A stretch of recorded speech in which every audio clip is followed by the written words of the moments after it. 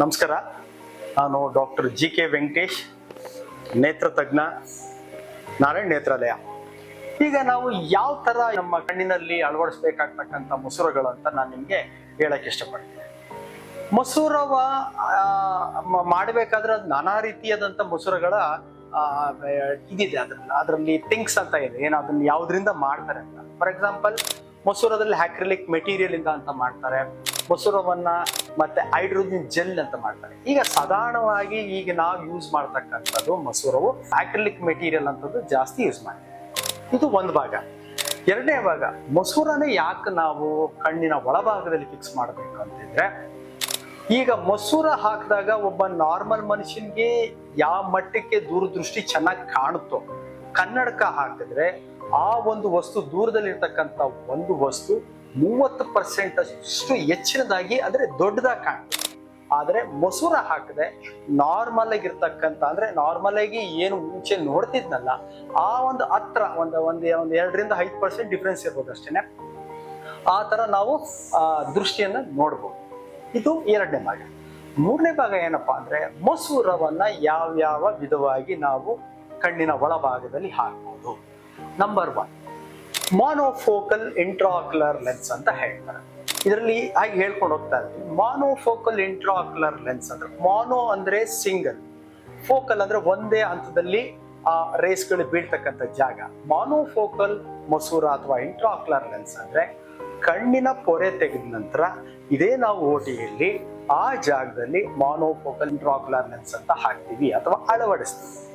ಇದರ ವಿಶಿಷ್ಟವೇನಪ್ಪಾ ಅಂತ ಹೇಳಿದ್ರೆ, ಈ ಮಸೂರ ಹಾಕಿದ ನಂತರ ನೆಕ್ಸ್ಟ್ ಡೇ ಪೇಷಂಟ್ ನಾವು ಫಾಲೋ ಅಪ್ ಕರಿತೀವಿ. ಕರೆದಾದ ನಂತರ ಅವರಿಗೆ ದೂರದಲ್ಲಿರ್ತಕ್ಕಂಥ ದೃಷ್ಟಿ ಖಂಡಿತವಾಗೂ ಚೆನ್ನಾಗಿರ್ತದೆ. ಯಾಕಂದ್ರೆ ಈ ಮಾನೋಫೋಕಲ್ ಅಂತದ್ದು ಬರೀ ದೂರದೃಷ್ಟಿಗೆ ನಾವು ಹಾಕ್ತಕ್ಕಂಥದ್ದು ಒಂದು. ಮತ್ತೆ ಇನ್ನೊಂದು, ಈ ಹತ್ರಕ್ಕಂತ ಬಂದಾಗ ಅದಕ್ಕೆ ನಾವು ಅಡಿಷನಲ್ ರೀಡಿಂಗ್ ಗ್ಲಾಸಸ್ ಕೊಡ್ಬೇಕಾಗ್ತದೆ. ಇನ್ನು ಎರಡನೇದು, ಟೋರಿಕ್ ಮಾನೋಫೋಕಲ್ ಮಸೂರ ಅಥವಾ ಟೋರಿಕ್ ಮಾನೋಫೋಕಲ್ IOL ಅಂತ ಇದೆ. ಇದ್ರ ವಿಶಿಷ್ಟ ಏನಪ್ಪಾ ಅಂತ ಹೇಳಿದ್ರೆ, ಯಾವುದೇ ಒಂದು ಕಣ್ಣಿನ ಪೊರೆ ತೆಗೆದಾಗ ಕಣ್ಣಿನಲ್ಲಿ ಎರಡು ವಿಧವಾದಂತ ಪವರ್ಗಳಿರ್ತವೆ. ಒಂದು ಸ್ಪೆರಿಕಲ್ ಪವರ್ ಅಂತಲೂ ಮತ್ತೆ ಇನ್ನೊಂದು ಸಿಲಿಂಡ್ರಿಕಲ್ ಪವರ್ ಅಂತ. ನಾವು ಮಾನೋಫೋಕಲ್ ಲೆನ್ಸ್ ಹಾಕಿದ್ರೆ ಬರೀ ಸ್ಪೆರಿಕಲ್ ಕರೆಕ್ಷನ್ ಮಾತ್ರ ಕರೆಕ್ಷನ್ಸ್ ಕೊಡಕ್ ಸಾಧ್ಯ. ಆದರೆ ಸಿಲಿಂಡ್ರಿಕಲ್ ಪವರ್ ಇದ್ರೆ ಅದಕ್ಕೆ ನಾವು ಟೋರಿಕ್ IOL ಮಾತ್ರ ಹಾಕಕ್ ಸಾಧ್ಯ. ಈ ಟೋರಿಸಿಟಿ ಏನಂತ ಹೇಳಿದ್ರೆ, ಆ ಒಂದು ಲೆವೆಲ್ ಅಲ್ಲಿ ಮಾತ್ರ ಅದು ಆಕ್ಟ್ ಆಗ್ತಾ ಇರ್ತದೆ.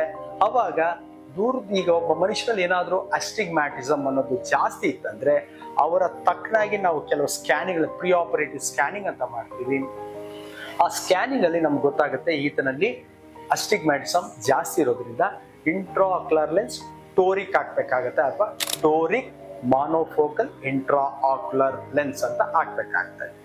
ಇದು ಹಾಗೇನೆ ಈ ಇಂಟ್ರಾಆಕ್ಯುಲರ್ ಟೋರಿಕ್ ಲೆನ್ಸ್ ಏನಿದೆಯೋ ದೂರಕ್ಕೆ ಮಾತ್ರ ಕರೆಕ್ಷನ್ ಸಿಗುತ್ತೆ, ಹತ್ರಕ್ಕೆ ಖಂಡಿತವಾಗೂ ನಾವು ರೀಡಿಂಗ್ ಗ್ಲಾಸಸ್ ಬೇಕಾಗುತ್ತೆ.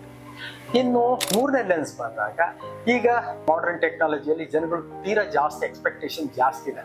ಸರ್ ನನಗೆ ದೂರತ್ತು ಚೆನ್ನಾಗಿರ್ಬೇಕು, ಮಧ್ಯತ್ತು ಚೆನ್ನಾಗಿರ್ಬೇಕು ಅಂತಿದ್ದಾಗ ಅಂತ ವ್ಯಕ್ತಿಗಳಿಗೆ, ಅಂತ ಪೇಷಂಟ್ಸ್ಗಳಿಗೆ ಏನ್ ಮಾಡ್ತೀವಿ, ಇಡಾಫ್ ಲೆನ್ಸ್ ಅಂತ ಹಾಕಕ್ಕೆ ನಾವು ಪ್ರಯತ್ನ ಪಡ್ತೀವಿ. ಇಡಾಫ್ ಅಂತ ಹೇಳಿದ್ರೆ ಎಕ್ಸ್ಟೆಂಡೆಡ್ ಡೆಪ್ತ್ ಆಫ್ ಫೋಕಸ್ ಅಂತ ಇಂಟ್ರಾಕ್ಯುಲರ್ ಲೆನ್ಸ್.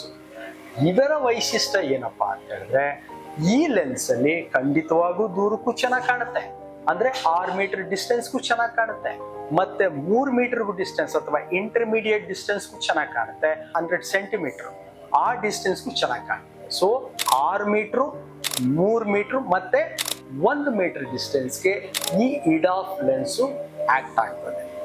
ಈ ಲೆನ್ಸ್ ವೈಶಿಷ್ಟ್ಯ ಏನಪ್ಪಾ ಅಂತ ಹೇಳಿದ್ರೆ, ದೂರ, ಮಧ್ಯ ಮತ್ತೆ 1 ಮೀಟರ್ ಡಿಸ್ಟೆನ್ಸ್ ಆಕ್ಟ್ ಆಗೋದ್ರಿಂದ ರೀಡಿಂಗ್ಗೆ ಖಂಡಿತವಾಗೂ ಸ್ವಲ್ಪ ಪವರ್ ಅವಶ್ಯಕತೆ ಇದೆ. ಅಂದ್ರೆ ಮಾನೋಫೋಕಲ್ಲು ಮತ್ತೆ ಮಾನೋಫೋಕಲ್ ಟೋರಿಕ್ಕಿಂತ ಇದು ಸ್ವಲ್ಪ higher end new generation intraocular lens ಅಥವಾ ಮಸೂರ. ಈಗ ಇನ್ನೂ ಹೈ ಜನರೇಷನ್ ಅಥವಾ ನ್ಯೂವರ್ ಜನರೇಷನ್ ಇಂಟ್ರಾಕ್ಯುಲರ್ ಲೆನ್ಸ್ ಅಂತ ಬಂದಾಗ, ಈಗ ಟ್ರೈಫೋಕಲ್ ಲೆನ್ಸ್ ಅಂತ ಹೇಳ್ತೀವಿ, ಅಥವಾ ಅರ್ಲಿಯರ್ ಏನ್ ಹೇಳ್ತಾ ಇದ್ವಿ ಮಲ್ಟಿಫೋಕಲ್ IOL ಅಂತ.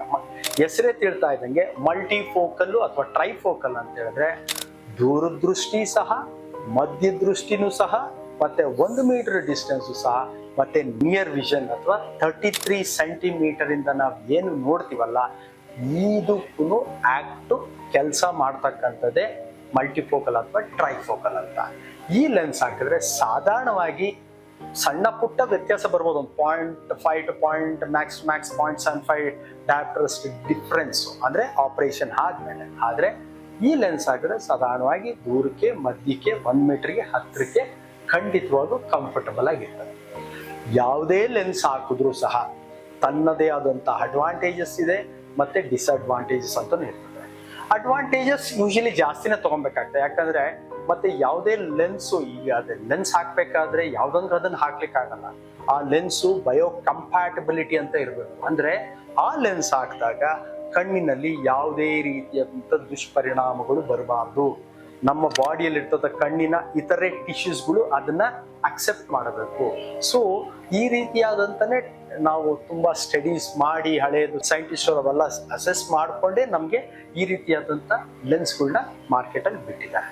ಇವೆಲ್ಲಾ ಲೆನ್ಸ್ ಹಾಕಿದಾಗ ಒಂದೇ ಒಂದು ಡಿಸ್ಅಡ್ವಾಂಟೇಜಸ್ ಕೆಲವರು ಏನಪ್ಪಾ ಹೇಳ್ತಾರೆ ಅಂತ ಹೇಳಿದ್ರೆ, ಸರ್ ಈ ಮಾನೋಫೋಕಲ್ ಆಗಿದೆ ಸರ್, ನನಗೆ ದೂರತ್ತೇನೋ ಹಾಕ್ಬಿಟ್ಟಿರಿ, ನನಗೆ ಹತ್ರದ ಕಾಣಲ್ಲ. ನಾವು ಮುಂಚಿತವಾಗಿ ಪೇಷಂಟ್ ಜೊತೆ ಕೌನ್ಸಿಲಿಂಗ್ ಮಾಡಬೇಕು. ದೂರ ಚೆನ್ನಾಗಿ ಕಾಣುತ್ತೆ, ರೀಡಿಂಗ್ ಹಾಕ್ಬಿಡಿ. ಸೊ ಮಾನೋಫೋಕಲ್ಗೆ ರೀಡಿಂಗ್ ಕೊಡಬೇಕು, ಟೋರಿಕ್ ಮಾನೋಫೋಕಲ್ಗೂ ರೀಡಿಂಗ್ ಕೊಡಬೇಕು, ಮಿಡ್ ಆಫ್ ಲೆನ್ಸ್ಗೆ ಸಾಧಾರಣವಾಗಿ ಸಣ್ಣ ರೀಡಿಂಗ್ ಕೊಡಬೇಕು. ಮತ್ತೆ ಇದಕ್ಕೆ ಮಲ್ಟಿಫೋಕಲ್ಗೆ ಬೇಕಾಗಲ್ಲ, ಅವ್ರ ಅವಶ್ಯಕತೆಗಿಂತ ವೆರಿ ಮಿನಿಮಲ್ ರೀಡಿಂಗ್ ಗ್ಲಾಸಸ್ ಕೊಡಬೇಕಾಗ್ತದೆ. ಒಂದೇ ಒಂದು ಸಣ್ಣ ಡಿಸ್ಅಡ್ವಾಂಟೇಜಸ್ ಅಂದ್ರೆ ಇವರು ಮಲ್ಟಿಫೋಕಲ್ ಅಥವಾ ಟ್ರೈಫೋಕಲ್ ಲೆನ್ಸಸ್ ಹಾಕ್ಸ್ಕೊಂಡಿರ್ತಕ್ಕಂಥ ಪೇಷಂಟ್ಗೆ ಮುಂಚಿತವಾಗಿ ಕೆಲವು ನಾನಾ ರೀತಿ ಟೆಸ್ಟ್ ಅಂತ ಮಾಡ್ತೀವಿ. ಅಂದ್ರೆ ಪ್ಯೂಪಲ್ ಡಯಾಮೀಟರ್ ನೋಡ್ತೀವಿ, ಆತನಲ್ಲಿ ಹೈಯರ್ ಆರ್ಡರ್ ಅಬ್ರೇಷನ್ಸ್ ಇದೆಯಾ ಅಂತ ನೋಡ್ತೀವಿ, ಮತ್ತೆ ಎಲ್ಲಾ ತರ ಕಣ್ಣಿನ ಮುಂಭಾಗ, ಕಾರ್ನಿಯಾ ಇರ್ಬೋದು, ಲೆನ್ಸ್ ಇರ್ಬೋದು, ರೆಟಿನಾ ಯಾವುದೇ ರೀತಿಯಾದಂಥ ತೊಂದರೆ ಇಲ್ಲ ಅಂತ ನಾವು ನೋಡಿ ಫೈನಲೈಸ್ ಮಾಡಿದ ನಂತರವೇ ಈ ರೀತಿಯಾದಂಥ ಟ್ರೈಫೋಕಲ್ ಮತ್ತೆ ಮಲ್ಟಿಫೋಕಲ್ ಲೆನ್ಸ್ ಹಾಕಕ್ಕೆ ಸಾಧ್ಯ. ಇದರಲ್ಲಿ ಕೆಲವು ಕಂಪ್ಲೇಂಟ್ಸ್ಗಳು ಏನಪ್ಪಾ ಅಂತ ಹೇಳಿದ್ರೆ, ಎಸ್ಪೆಷಲಿ ನೈಟ್ ಡ್ರೈವಿಂಗ್ ಮಾಡೋರು ಎದುರುಗಡೆ ಬರ್ತಕ್ಕಂಥ ವೆಹಿಕಲ್ ಅಲ್ಲಿ ಆ ಹೆಡ್ಲೈಟ್ ನೋಡಿದಾಗ they may complaint what is called as glare ಆಗುತ್ತೆ ಮತ್ತೆ ಹ್ಯಾಲೋಸ್ ಅಂತ ಆಗೋದು. This is a very commonest one of the drawback of this multifocal.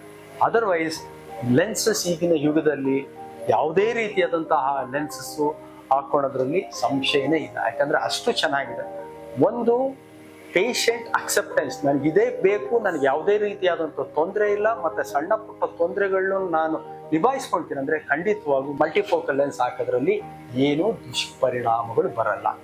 ಇದನ್ನ ಈಗಿನ ಯುಗದಲ್ಲಿ ಖಂಡಿತವಾಗೂ ಇನ್ನೂ ಹೊಸ ಟೆಕ್ನಾಲಜಿ ಲೆನ್ಸಸ್ ಬರ್ತಾ ಇದೆ. ಹೀಗೆ ನಾವೇನು ಆಲ್ಮೋಸ್ಟ್ ಒಂದು 2.2 ಇಂದ 3.2 ಆ ಹಂತದಲ್ಲಿ ಸ್ಮಾಲ್ ಕಾರ್ನಿಯಲ್ಲಿ ಕಟ್ ಮಾಡ್ತೀವಲ್ಲ, ಆ ಲೆನ್ಸಸ್ ಇದ್ರ ಒಳಗಡೆ ನಾವು ಅಳವಡಿಸಿದ್ರೆ, ಕಣ್ಣಿನ ಮಧ್ಯಭಾಗ ಪೊರೆ ತೆಗೆದಿರೋ ಜಾಗದಲ್ಲಿ ಅಳವಡಿಸಿದ್ರೆ ಖಂಡಿತವಾಗೂ ಅವರ ಜೀವನವನ್ನ ಸರಾಗವಾಗಿ ಸಂತೋಷವಾಗಿ ಜೀವನವನ್ನ ಅನುಭವಿಸ್ಬೋದು.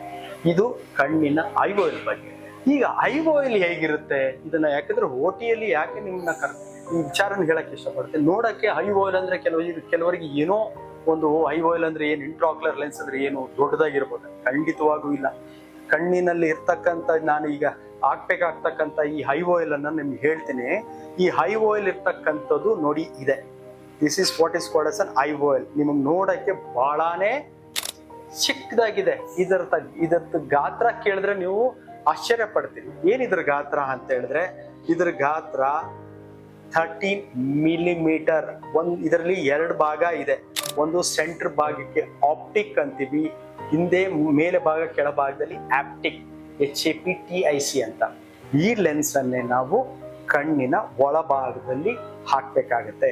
ಆದರೆ ಈ ಇಂಟ್ರಾ ಆಕ್ಯುಲರ್ ಲೆನ್ಸ್ ಅನ್ನೋದು ಹಾಕ್ಬೇಕಾದ್ರೆ ಹೀಗೆ ಡೈರೆಕ್ಟ್ ಆಗಿ ಹಾಕಕ್ ಸಾಧ್ಯ ಇಲ್ಲ. ಇದಕ್ಕೆ ಆದಂತ ಒಂದು ನಾವು ಇಂಜೆಕ್ಟರ್ ಅಂತ ಇರ್ತದೆ. ಈ ಇಂಜೆಕ್ಟರ್ ಅಲ್ಲಿ ನಾವು ಇದಕ್ಕೆ jelly material, visco elastic substance ಅಂತ ಹಾಕ್ಬೇಕಾಗ್ತದೆ. ಅದ್ರೊಳಗಡೆ ನಾವು ಲೆನ್ಸ್ ಅನ್ನ ಫಿಕ್ಸ್ ಮಾಡಿ, ಒಳಗಡೆ ಫಿಕ್ಸ್ ಮಾಡಿಕೊಂಡು ನಂತರ ನಾವು ಲಾಕ್ ಮಾಡಿದ ನಂತರ ಇದನ್ನ ನಾವು ಇಂಜೆಕ್ಟ್ ಮಾಡ್ತೀವಿ. ಇದನ್ನ ನಾವು ಮುಂಭಾಗದಲ್ಲಿ ಇರ್ತಕ್ಕಂಥ ತೆಗೆದ್ಬಿಟ್ಟು ನಾವು ಈ ಪ್ಲಂಜರ್ ಇದೆ ನೋಡಿ, ನಿಧಾನವಾಗಿ ಇಂಜೆಕ್ಟ್ ಮಾಡಿದ್ರೆ ಆ ಒಂದು ಸಣ್ಣ ಅಂದ್ರೆ 2.2 ಇಂದ 3.2 ಮಿಲಿಮೀಟರ್ ಅಲ್ಲಿ ಆ ಜಾಗದಲ್ಲಿ ಒಳಗಡೆ ಲೆನ್ಸು ಹೋಗಿತ್ತೇನೆ. ಆ ಪೊರೆ ತೆಗೆದಿರೋ ಜಾಗದಲ್ಲಿ ಒಂದೇ ಒಂದು PC ಅಥವಾ ಪೋಸ್ಟೀರಿಯರ್ ಕ್ಯಾಪ್ಸುಲ್ ಅಂತ ಇರ್ತದೆ, ಆ ಬ್ಯಾಗ್ ಅಲ್ಲಿ ಹೋಗಿ ಈ ಲೆನ್ಸ್ ಕುಂತ್ಕೊಂಡಿದೆ. ಇದು ಕುಂತ್ಕೊಂಡಾಗ ಯಾವುದೇ ತೊಂದರೆಗಳು ಆಗ್ಲಿಲ್ಲ ಅಂದ್ರೆ ಖಂಡಿತವಾಗೂ ಆಪರೇಷನ್ ಬಹಳ ಸಕ್ಸಸ್ ಅಂತ ನಾವು ಕನ್ಸಿಡರ್ ಮಾಡ್ತೀವಿ. ಧನ್ಯವಾದಗಳು.